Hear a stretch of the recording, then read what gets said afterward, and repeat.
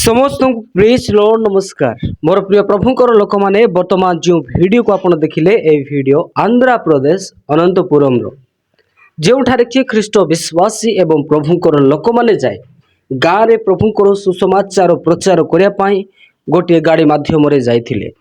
सेही समय रे किछि असामाजिक तत्वर लोक जे माने निजको वज्रदल हिंदू विश्व परिषद बोली कहउथिले ସେହି ଲୋକମାନେ ଅଚାନକ ସେ ଗାଡ଼ି ଉପରେ ଆକ୍ରମଣ କରିବାକୁ ଆରମ୍ଭ କଲେ ଏବଂ ସେଠାରେ ଥିବା ଭାଇ ଭଉଣୀମାନେ ଯେଉଁମାନେ ପ୍ରଭୁଙ୍କର କାର୍ଯ୍ୟ ପାଇଁ ଯାଇଥିଲେ ସେମାନେ ମଧ୍ୟ ଆହତ ହେଲେ। ସେମାନଙ୍କୁ ମଧ୍ୟ ସେମାନେ ଅତ୍ୟାଚାର କରିବା ପାଇଁ ପଛେଇଲେ ନାହିଁ। ମଣିଷ ରୂପ ଏହି ଲୋକମାନେ କି ପ୍ରକାର ଭାବରେ ମଣିଷମାନଙ୍କ ଉପରେ ଆକ୍ରମଣ କଲେ ଯେମିତି ପଶୁମାନେ କରନ୍ତି। ଏହି ପ୍ରକାର ଭାବରେ ଏହି ଲୋକମାନେ ଆମର ଖ୍ରୀଷ୍ଟିଆନ ମାନଙ୍କୁ ଆକ୍ରମଣ କରିବାକୁ ଲାଗିଲେ।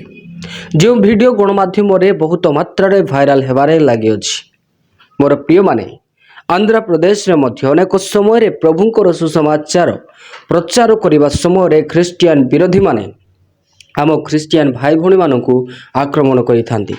ବିଗତ ଦିନ ମୁଁ ଅନେକ ଏହି ପ୍ରକାର ଆନ୍ଧ୍ରପ୍ରଦେଶର ଘଟଣା ଗୁଡ଼ିକ ଆପଣଙ୍କ ସମ୍ମୁଖକୁ ଆଣିଅଛି।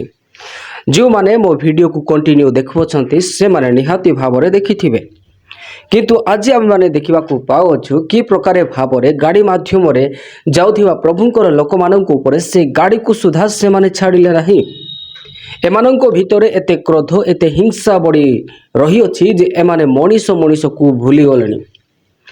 ଏହା ଏମାନଙ୍କର ଧର୍ମ ଅଟେ। ଏହି ପ୍ରକାର ଧର୍ମକୁ ମୁଁ ଆକ୍ସେପ୍ଟ କରିବି ନାହିଁ।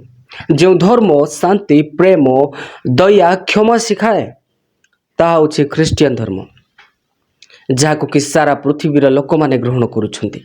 ଆଉ ଆଗାମୀ ଦିନମାନଙ୍କ ମଧ୍ୟରେ ଏହି ପ୍ରକାର କି ସାରା ପୃଥିବୀର ଲୋକମାନେ ସେଇ ଯୀଶୁଙ୍କୁ ବିଶ୍ୱାସ କରିବେ। କାରଣ ଆଜି ଲୋକମାନଙ୍କ ଜୀବନରେ ଧର୍ମ ନାମରେ ହିଂସା ଭରି ରହିଅଛି, କ୍ରୋଧ ଭରି ରହିଅଛି, ପ୍ରେମ ନାହିଁ, କ୍ଷମା ନାହିଁ, ଦୟା ନାହିଁ, ଶାନ୍ତି ନାହିଁ। କେବଳ ଆପଣ ତାହା ଦୟା କ୍ଷମା ଶାନ୍ତି ପ୍ରେମ ପ୍ରଭୁ ଯୀଶୁଙ୍କ ଠାରେ ପାଇପାରିବେ। ସେ ଏକମାତ୍ର ପରମେଶ୍ୱର ଅଟନ୍ତି ଯିଏ ଆମ ସମସ୍ତଙ୍କୁ ପ୍ରେମ କରନ୍ତି। ସେ ଏକମାତ୍ର ପରମେଶ୍ୱର ଅଟନ୍ତି ଯିଏ ଆମ ସମସ୍ତଙ୍କର ସୃଷ୍ଟିକର୍ତ୍ତା ଅଟନ୍ତି। ଯିଏ ଏକମାତ୍ର ପରମେଶ୍ୱର ଯିଏକି ଆମମାନଙ୍କୁ ଶାନ୍ତି ପ୍ରଦାନ କରନ୍ତି। ପବିତ୍ର ଶାସ୍ତ୍ର ବାଇବଲ ଯେତେବେଳେ ଆମେ ପଢ଼ୁ ଯୀଶୁଙ୍କର ବିଷୟରେ ଆମେ ଜାଣିବାକୁ ପାଇଥାଉ। ଆଜି ଯୀଶୁ ଖ୍ରୀଷ୍ଟ ଆମ ସମସ୍ତଙ୍କୁ ଚାହାନ୍ତି।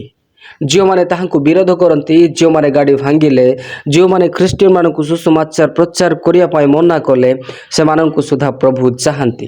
ସେମାନଙ୍କୁ ପରମେଶ୍ୱର ପ୍ରେମ କରନ୍ତି ଆଉ ଚାହାନ୍ତି ପରମେଶ୍ୱର ଯେ ସେମାନେ ଯେ ପ୍ରକାରେ ସମସ୍ତ ଏହି ଖରାପ ଅବସ୍ଥା ଏବଂ ଖରାପ ବିଷୟକୁ ଛାଡ଼ି ସେମାନେ ଯେମିତି ସତ୍ୟ ଓ ଜୀବନ୍ତ ପରମେଶ୍ୱରଙ୍କୁ ଜାଣିବେ ତାହା ପରମେଶ୍ୱର ଚାହାନ୍ତି। କିନ୍ତୁ ଦୁଃଖର ବିଷୟ ଆଜି ଅନେକ ଲୋକମାନେ ସତ୍ୟ ପରମେଶ୍ୱରଙ୍କ ଅପେକ୍ଷା ସେମାନେ ମିଥ୍ୟାକୁ ଗ୍ରହଣ କରି ଏହି ପ୍ରକାର ଫାନ୍ଦରେ ଫସି ଅଛନ୍ତି, ଯାହାଦ୍ୱାରା ସେମାନେ ଭଲ ମନ୍ଦ କ'ଣ ବୁଝିବାରେ ବିଲକୁଲ ସକ୍ଷମ ନାହାନ୍ତି। ମୋର ପ୍ରିୟ ପ୍ରଭୁଙ୍କର ଲୋକମାନେ ଏହି ପ୍ରକାର ଲୋକଙ୍କ ପାଇଁ ଆମମାନଙ୍କର କାର୍ଯ୍ୟ ହେଲା ପ୍ରାର୍ଥନା। ପ୍ରାର୍ଥନା ହିଁ ଏମାନଙ୍କର ଜୀବନକୁ ପରିବର୍ତ୍ତନ କରିବ। ବାଇବଲରେ ଆମେ ଦେଖୁଅଛୁ ଯଦି ସେମାନେ ପ୍ରାର୍ଥନା କରନ୍ତି ଗୋଟିଏ ଦେଶକୁ ପରମେଶ୍ୱର ବଦଳାନ୍ତି। ସେମିତି ଆମେମାନେ ଏମାନଙ୍କ ପାଇଁ ପ୍ରାର୍ଥନା କରିବା।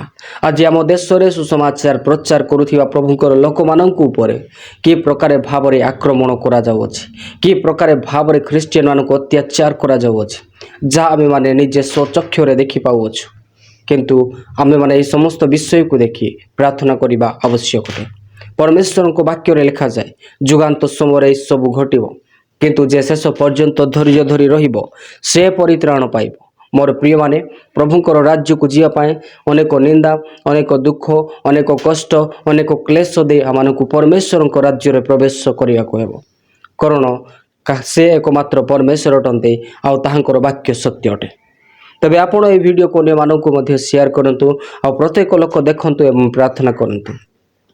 ତେବେ ଆପଣମାନେ ଏହି ଭିଡ଼ିଓ ସମ୍ପର୍କରେ କ'ଣ କହିବା ପାଇଁ ଚାହାନ୍ତି ଆପଣଙ୍କର ମତାମତ ଏହି ଭିଡ଼ିଓର କମେଣ୍ଟ ସେକ୍ସନରେ ଲିଖି ଜଣାନ୍ତୁ।